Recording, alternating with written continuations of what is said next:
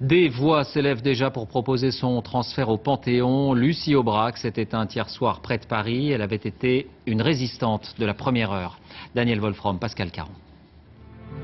Juin 1940, la France est défaite, son armée vaincue, et le régime de Vichy s'apprête à collaborer avec les nazis. Dès l'automne pourtant, de tout petits groupes montent les premiers réseaux de résistance. Parmi eux, une femme, Lucie Aubrac. C'est une bascule automatique.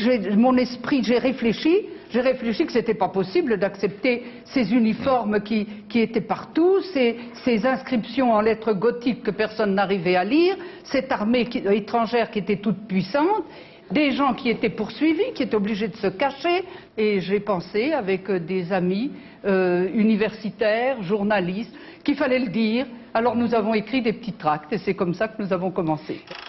De petits tracts en réseau d'entraide, Lucie Aubrac participe à la création d'un mouvement de résistance, Libération Sud. C'est même l'une des rares femmes à l'origine d'un réseau. Alors l'agrégée d'histoire Lucie Bernard, fille de vigneron, et son mari, l'ingénieur Raymond Samuel, entrent dans la clandestinité et deviennent les Aubrac, le couple mythique de la résistance, si souvent porté à l'écran. Les détenus doivent rester debout. C'est le règlement. Ça va. Je peux tenir debout. 3 fois, elle le fit évader. La dernière après le drame de Caluire, en 1943, qui vit l'arrestation de Jean Moulin et de l'état-major de la résistance, parmi eux Raymond Aubrac. À l'écran, en 1969 déjà, Lucie c'était Simone Signoret. La première difficulté, c'est d'entrer en contact avec Félix pour le prévenir.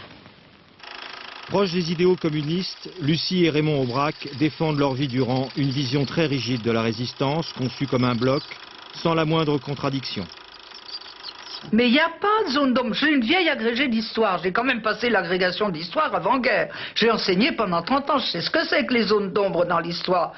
Ainsi, dans sa deuxième vie, Lucie Aubrac ne cessa de transmettre cette histoire. Vous savez qui c'était, Papon? Puis la militante prit cause pour les sans-papiers ou les réfugiés, résumant ainsi ses engagements, le mot résister doit toujours se conjuguer au présent. France 2 rend hommage à Lucie Aubrac. Le film de Claude Berry dont on parlait et qui retrace sa vie avec Carole Bouquet sera diffusé dimanche à partir de 23 h.